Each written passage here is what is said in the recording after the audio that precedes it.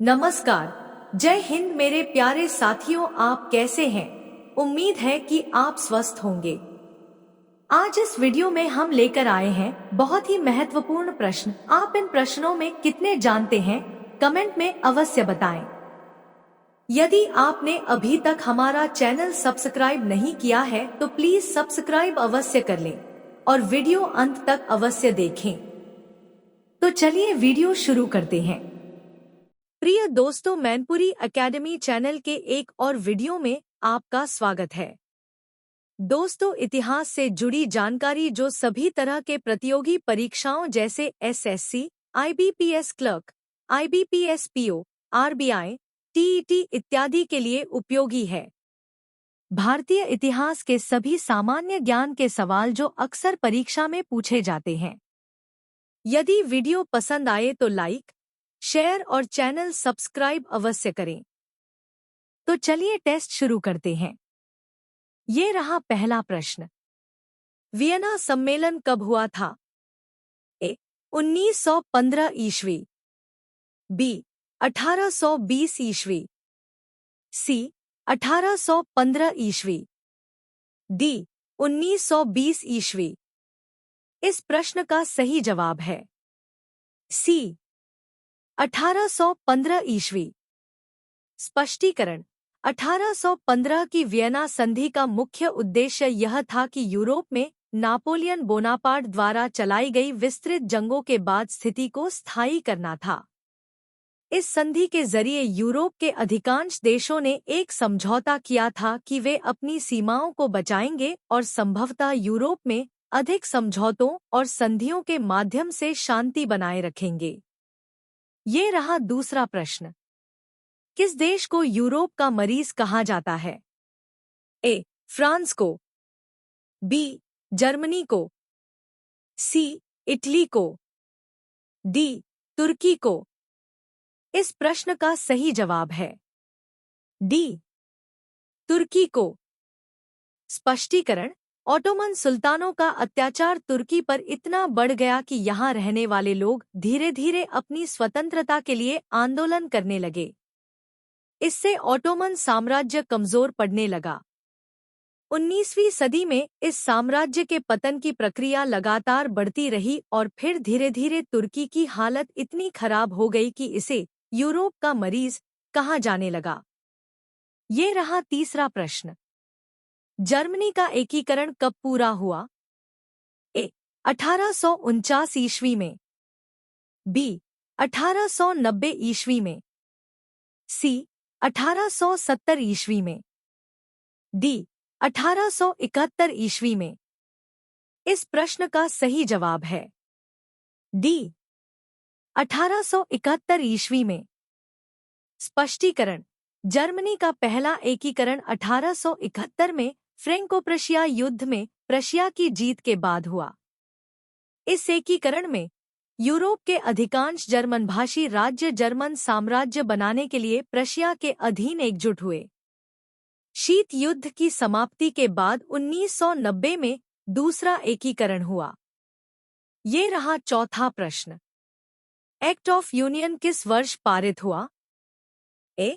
1699 में, बी. 1757 में, सी. 1707 में, डी. 1815 में। इस प्रश्न का सही जवाब है सी. 1707 में। स्पष्टीकरण: इंग्लैंड और स्कॉटलैंड के मध्य 1707 में एक्ट ऑफ यूनियन का गठन हुआ, जिसके फलस्वरूप United kingdom of great Britain का गठन हुआ, जिसका प्रभाव यह हुआ कि इंग्लैंड ने व्यावहारिक रूप में स्कॉटलैंड पर अपना प्रभुत्व जमा लिया। ये रहा पांचवा प्रश्न। बोल्शेविक क्रांति कब हुई? ए. 1935, बी. 1917, सी. 1899, डी. 1950। इस प्रश्न का सही जवाब है बी. 1917। स्पष्टीकरण: रूसी क्रांति 23 फरवरी 1917 को शुरू हुई, जब पेट्रोग्राद, अब सेंट पीटर्सबर्ग, में प्रदर्शनकारियों के एक समूह ने रोटी और बेहतर जीवन स्थितियों की मांग को लेकर विंटर पैलेस तक मार्च किया। ये रहा छठवां प्रश्न। नई आर्थिक नीति एनईपी का जन्मदाता था? A. Karl Marx, B. Stalin, C. Lenin, D. Trotsky. इस प्रश्न का सही जवाब है सी. लेनिन। स्पष्टीकरण: व्लादिमीर इलिच लेनिन 1870 से 1924 ने नई आर्थिक नीति शुरू की थी। वह आधुनिक कम्युनिस्ट रूस के संस्थापक थे। ये रहा सातवां प्रश्न। अप्रैल थीसिस किसने तैयार की? A. Karl Marx, B. Trotsky, C. Lenin, D. Stalin. इस प्रश्न का सही जवाब है सी. लेनिन। स्पष्टीकरण: अप्रैल थीसिस रूसी लिप्यंतरण बोल्शेविक नेता व्लादिमीर लेनिन द्वारा अप्रैल 1917 में जर्मनी और फिनलैंड के माध्यम से स्विट्जरलैंड में अपने निर्वासन से पेट्रोग्राद लौटने पर जारी किए गए 10 निर्देशों की एक श्रृंखला थी।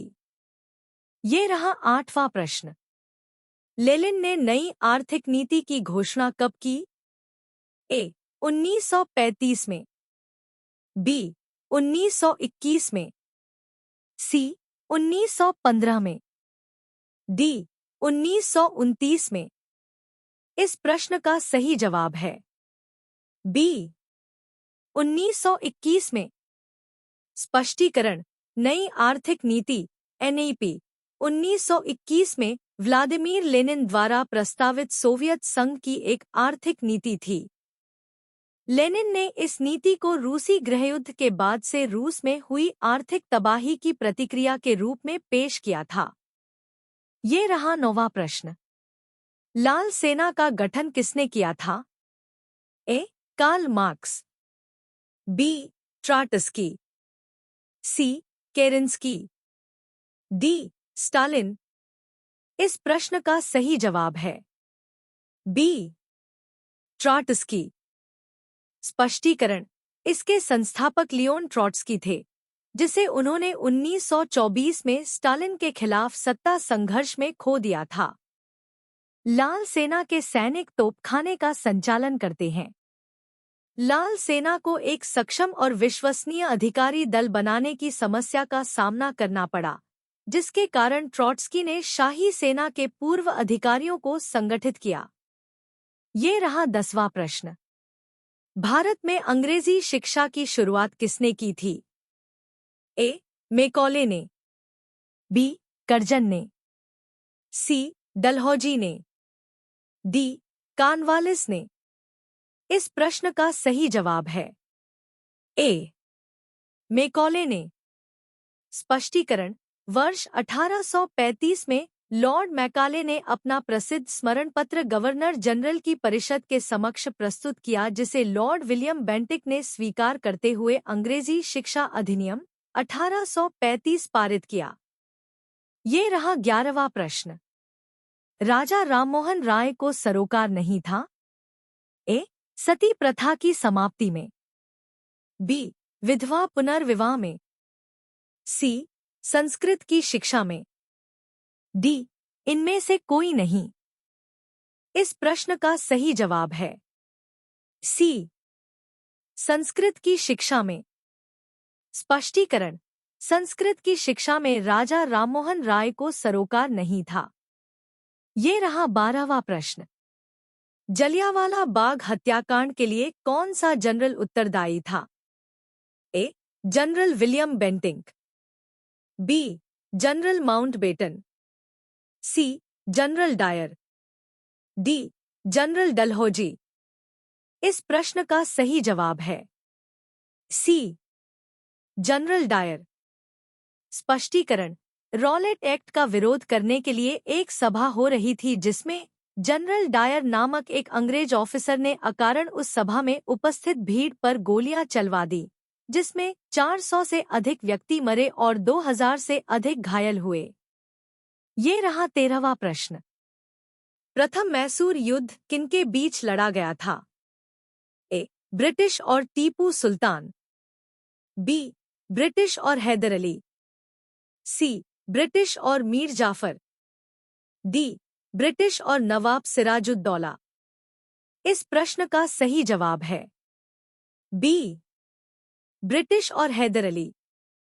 स्पष्टीकरण: यह 1767 से 1769 ईस्वी के बीच लड़ा गया था।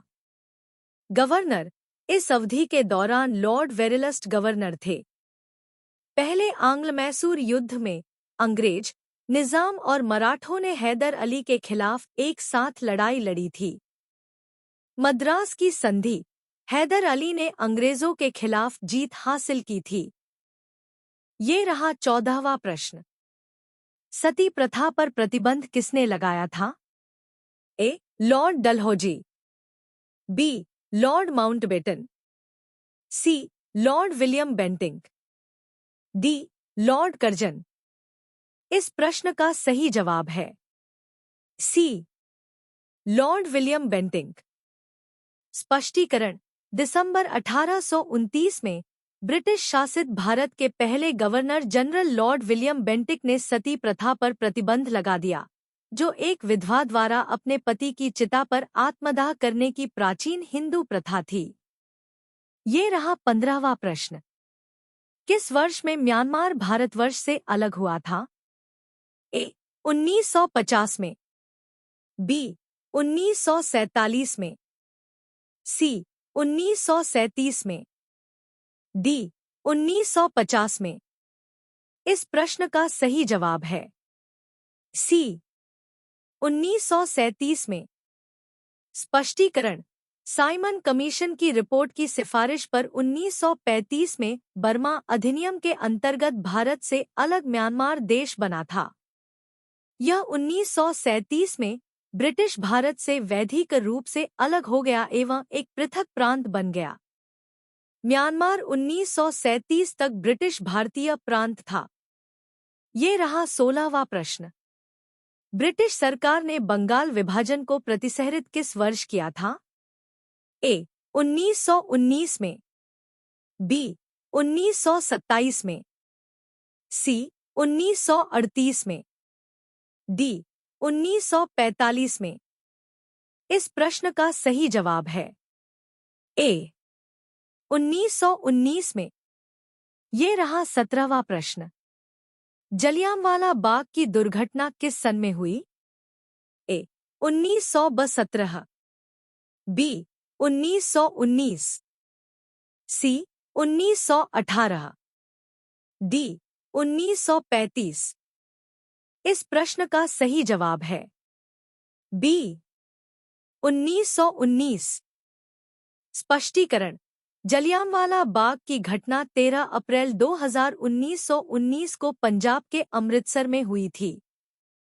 इस घटना में ब्रिटिश सेना ने निहत्थे भारतीयों पर अंधाधुंध गोलियां चला दी थीं, जिसमें 379 लोग मारे गए थे और हजारों लोग घायल हुए थे। ये रहा 18वां प्रश्न। 1911 तक बिहार निम्नलिखित में से किसके अंतर्गत था? ए. बंगाल महाप्रांत। बी. उत्तरी प्रांत। सी. केंद्रीय प्रांत। डी. कलकत्ता प्रांत। इस प्रश्न का सही जवाब है ए. बंगाल महाप्रांत। स्पष्टीकरण: 1911 तक बिहार बंगाल प्रेसिडेंसी का हिस्सा बना हुआ था। 12 दिसंबर 1911 में बिहार और उड़ीसा का एक अलग प्रांत बनाया गया। 1936 में बिहार को एक अलग प्रांत बनाया गया। ये रहा 19वां प्रश्न। अलीगढ़ मुस्लिम विश्वविद्यालय के संस्थापक कौन थे? ए. मौलाना आजाद। बी. सर सैयद अहमद। सी. मोहम्मद अली जिन्ना। डी. डॉक्टर जाकिर हुसैन। इस प्रश्न का सही जवाब है बी. सर सैयद अहमद। स्पष्टीकरण: तथ्य देश के विश्वविद्यालयों एवं उच्च शिक्षण संस्थानों में अलीगढ़ मुस्लिम विश्वविद्यालय का एक प्रमुख स्थान है।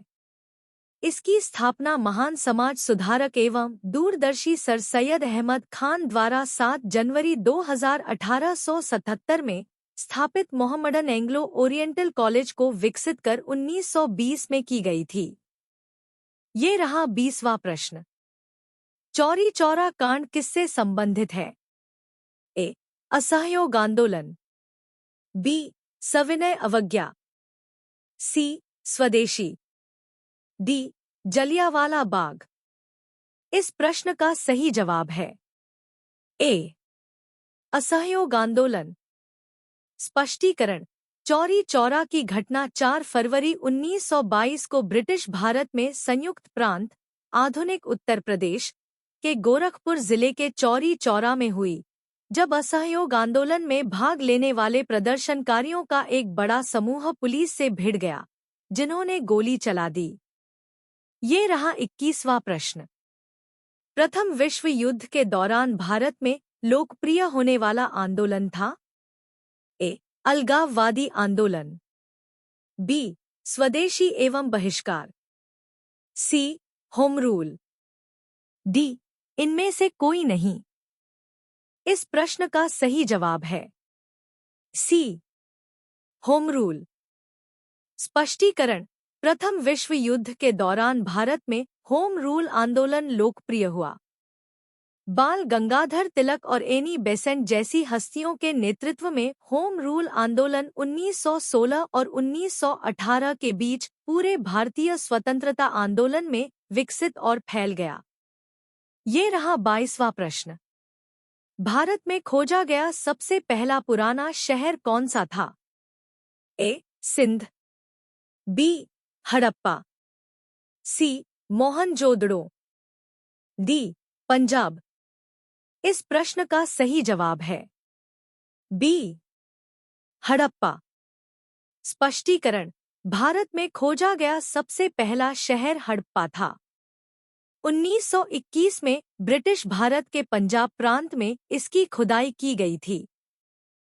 पहली साइट के रूप में हड़प्पा की खुदाई के बाद सिंधु घाटी सभ्यता को इसके बाद हड़प्पा सभ्यता के रूप में भी जाना जाता है। इसकी खुदाई 1921 में दयाराम साहनी ने की थी। ये रहा 23वां प्रश्न। सिंधु घाटी के लोग विश्वास करते थे? ए. मातृशक्ति, बी. कर्मकांड, सी. आत्मा, डी. इनमें से कोई नहीं। इस प्रश्न का सही जवाब है ए. मातृशक्ति।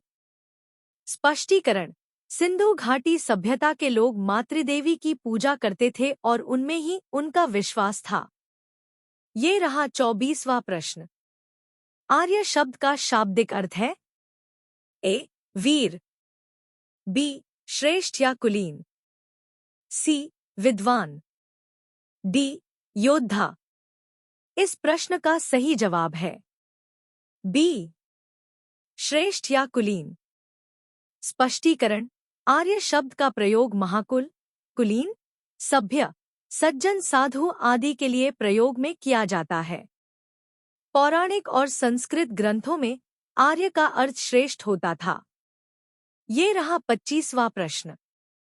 निम्नलिखित में से किस फसल का ज्ञान वैदिक काल के लोगों को नहीं था?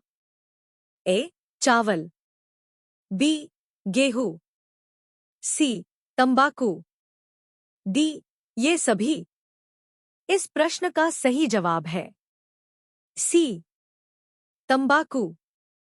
स्पष्टीकरण: वैदिक काल के लोगों को तंबाकू का ज्ञान नहीं था।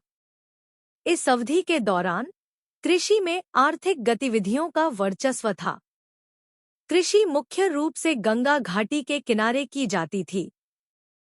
इस अवधि के दौरान खेती की जाने वाली फसलें गेहूं, चावल और जौ, फलियां और तिल थे। ये रहा 26वां प्रश्न। वैदिक गणित का महत्वपूर्ण अंग है? ए. उपनिषद, बी. अथर्ववेद, सी. शुल्व सूत्र, डी. शतपथ ब्राह्मण। इस प्रश्न का सही जवाब है सी. शुल्व सूत्र। स्पष्टीकरण: शुल्वा सूत्र ग्रंथों का बड़ा हिस्सा है जिन्हें स्रोत सूत्र कहा जाता है, जिसे वेदों का परिशिष्ट माना जाता है। यह वैदिक काल से भारतीय गणित के ज्ञान का एकमात्र स्रोत है। ये रहा 27वां प्रश्न। किस वेद में प्राचीन वैदिक युग की संस्कृति के बारे में सूचना दी गई है? ए. ऋग्वेद, बी. सामवेद, सी. अथर्ववेद, डी. इनमें से कोई नहीं। इस प्रश्न का सही जवाब है ए. ऋग्वेद। स्पष्टीकरण। ऋग्वेद वेदों के रूप में जाने जाने वाले भजनों और अन्य पवित्र ग्रंथों के 4 संग्रहों में सबसे पुराना है। इसमें प्रारंभिक वैदिक काल के धार्मिक और सामाजिक जीवन के बारे में अधिकांश जानकारी शामिल है। ये रहा 28वां प्रश्न। ऋग्वैदिक आर्यों का मुख्य व्यवसाय क्या था? ए. शिक्षा, बी. पशुपालन, सी. कृषि, डी. व्यवसाय। इस प्रश्न का सही जवाब है बी. पशुपालन। स्पष्टीकरण। ऋग्वैदिक आर्य गडरिये थे और उनका मुख्य व्यवसाय पशुपालन करना आरंभ किया था। उनकी संपत्ति का अनुमान उनके मवेशियों के संदर्भ में लगाया गया था। ये रहा 29वां प्रश्न। भारतीय संगीत का आदिग्रंथ किसे कहा जाता है? ए. सामवेद, बी. ऋग्वेद, सी. अथर्ववेद, डी. यजुर्वेद। इस प्रश्न का सही जवाब है ए. सामवेद। स्पष्टीकरण। भारतीय शास्त्रीय संगीत की परंपरा भरत मुनि के नाट्यशास्त्र और उससे पहले सामवेद के गायन तक जाती है। ये रहा 30वां प्रश्न। प्रथम विधि निर्माता कौन है? A. Seleucus, B. Chanakya, C. Manu, D. इनमें से कोई नहीं। इस प्रश्न का सही जवाब है सी. मनु। स्पष्टीकरण। पुरातन काल में आचार्य मनु और मौर्य काल में आचार्य चाणक्य। ये रहा 31वां प्रश्न। कृष्ण भक्ति का प्रथम और प्रधान ग्रंथ कौन सा है? ए. गीत गोविंद, बी. महाभारत, सी. श्रीमद्भागवत गीता, डी. इनमें से कोई नहीं। इस प्रश्न का सही जवाब है सी. श्रीमद्भागवत गीता। स्पष्टीकरण। कृष्ण भक्ति का प्रथम एवं प्रधान ग्रंथ है भगवद गीता। यह हिंदू धर्म के प्रमुख ग्रंथों में से एक है और इसमें भगवान कृष्ण अर्जुन को जीवन के विभिन्न पहलुओं पर उपदेश देते हैं। ये रहा 32वां प्रश्न। ऋग्वेद में संपत्ति का प्रमुख रूप क्या है? ए. भूमि, बी. गोधन, सी. गोधन और भूमि, डी. इनमें से कोई नहीं। इस प्रश्न का सही जवाब है बी. गोधन। स्पष्टीकरण। ऋग्वेद में संपत्ति का मुख्य रूप गो अर्थात गाय था। ऋग्वैदिक काल में गाय के साथ साथ बैल को सबसे अमूल्य संपत्तियों में से एक माना जाता था। इसे गोधन या गाय का धन कहा जाता था। ये रहा 33वां प्रश्न। पुराणों की संख्या कितनी है?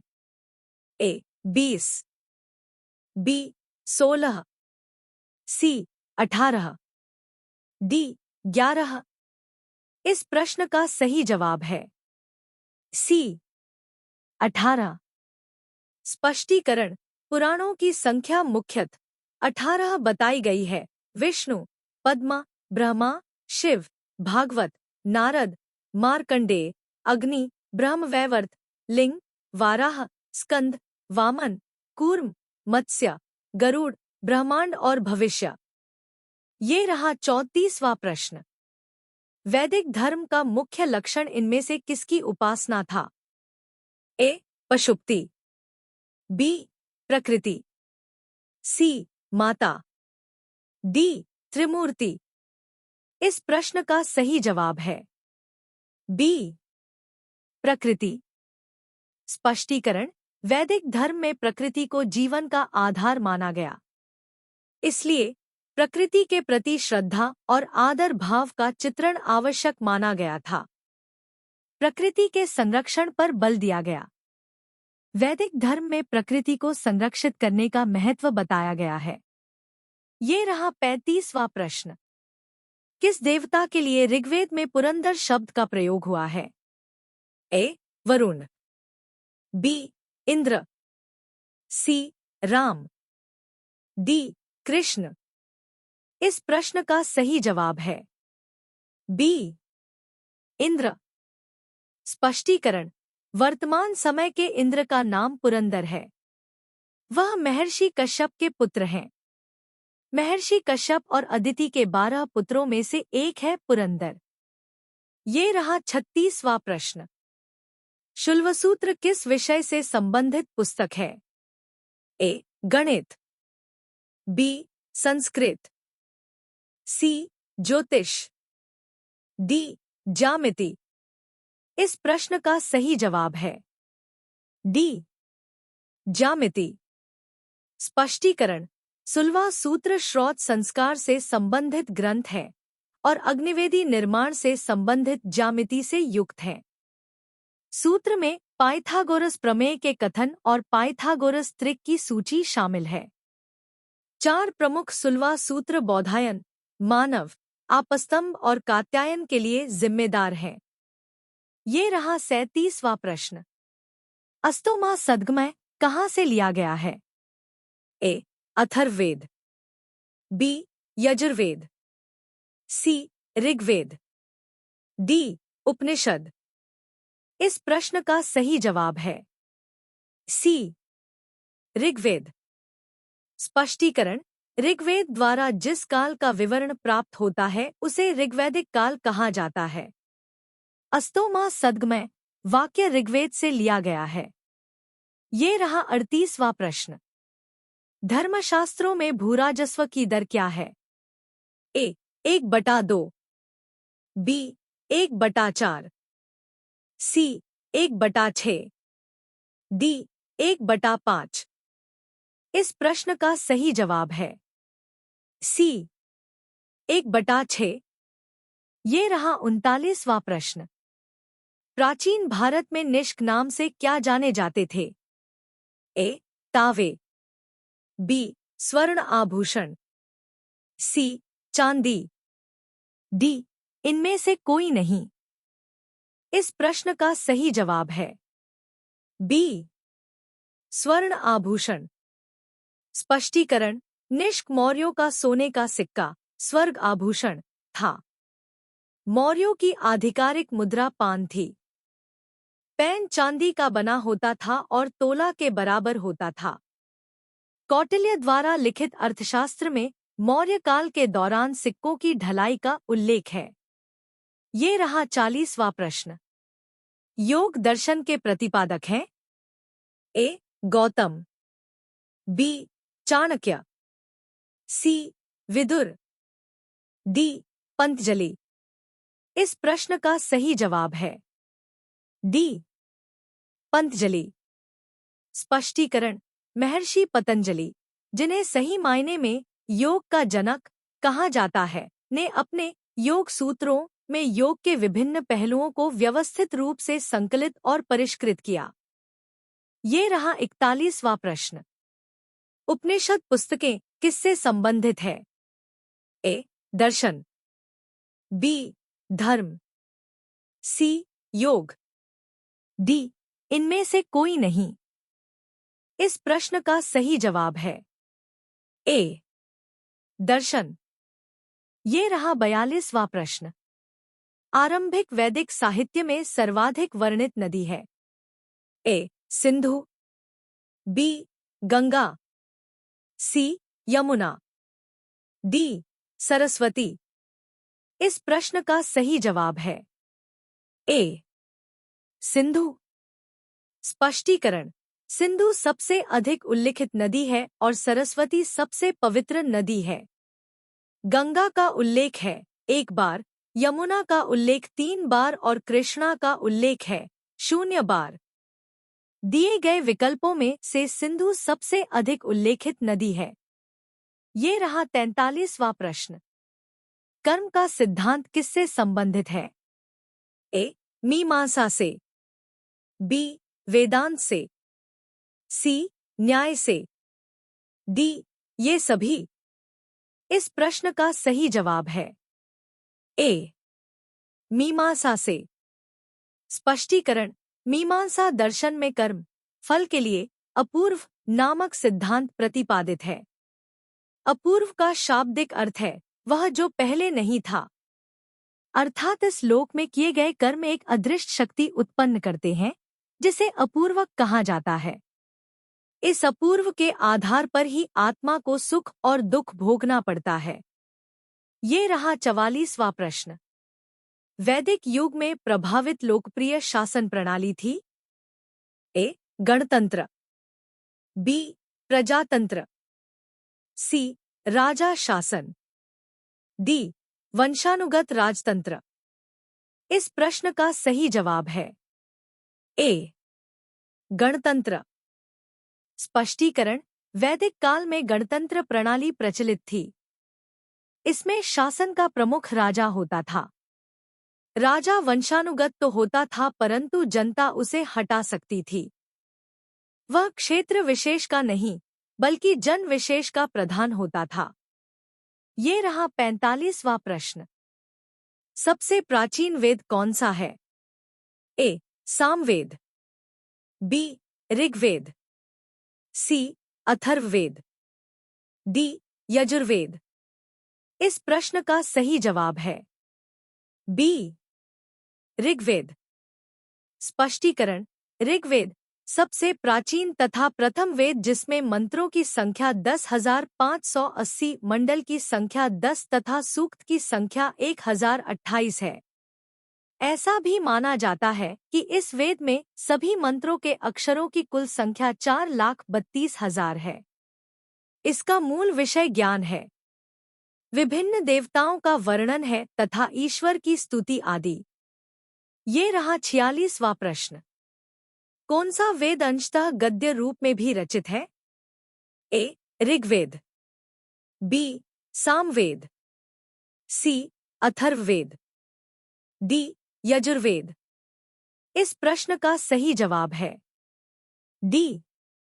यजुर्वेद। स्पष्टीकरण। यजुर्वेद गद्य मंत्रों का वेद है, एक प्राचीन वैदिक संस्कृत ग्रंथ है। यह एक पुजारी द्वारा कहे गए अनुष्ठान भेंट सूत्रों का संकलन है, जबकि एक व्यक्ति के द्वारा अनुष्ठान क्रियाएं की गई थी। ये रहा 47वां प्रश्न।